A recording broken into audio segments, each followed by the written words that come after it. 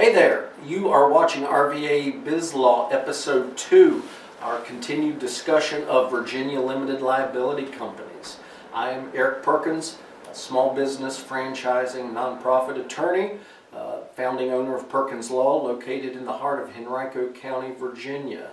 So we're diving back into our discussion of the Virginia LLC and the advantages the LLC structure offers entrepreneurs and small business owners, and why the LLC has become so popular in the small business community over the last 10 to 15 years. Wanted to start off first with some basic terminology of LLCs.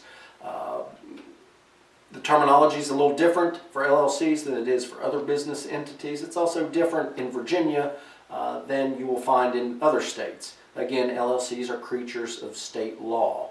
So in Virginia, when we refer to an LLC, we're referring to a limited liability company.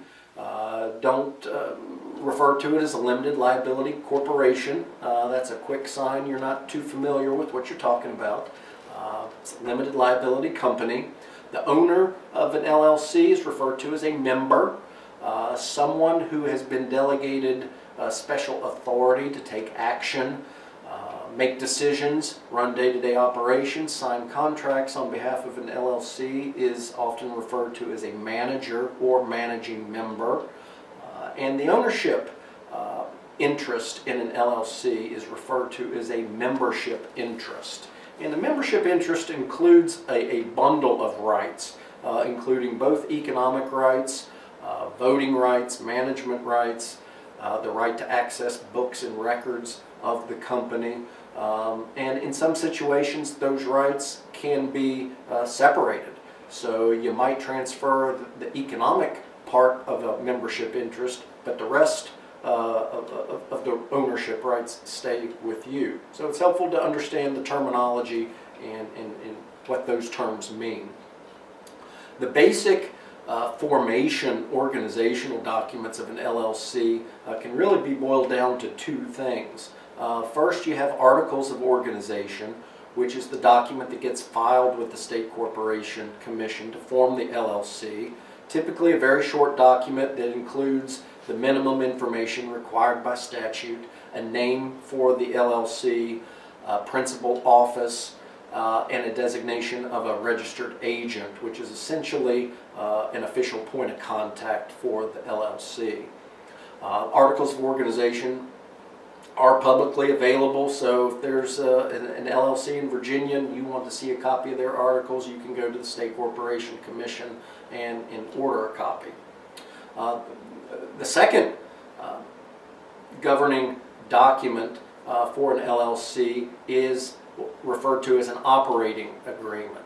It's not legally required, but if you're an owner of an LLC, you're crazy not to have a written operating agreement, because it provides the fundamental structural framework and governance for a limited liability company. Some of the key provisions I strongly urge entrepreneurs to include in their operating agreements include a purpose clause, which can be very broad. This LLC is formed to engage in any lawful business, or it can be very narrowly defined to limit the activities of the LLC to the ownership of a specific asset or the operation of a specific business. Contributions of the members should be memorialized in the operating agreement.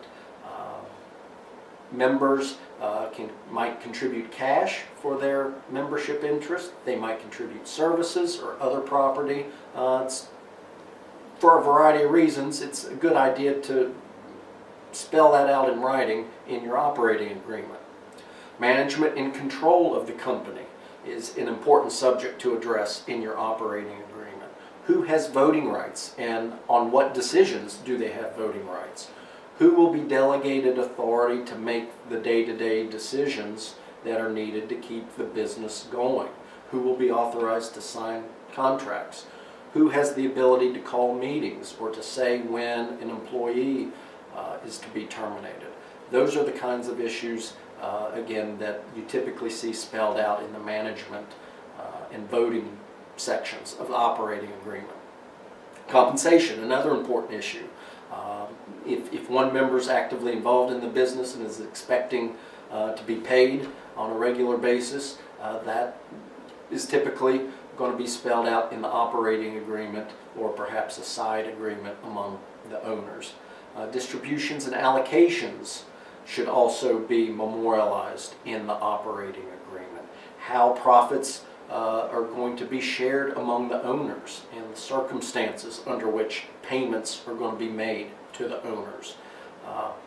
Allocation provisions are something different. That's more of a tax and accounting function as to how the owners are going to share profits for tax and accounting purposes. Again, as a pass-through entity, profits, losses, deductions, credits pass through the LLC itself and get reported by the owners on their individual tax returns.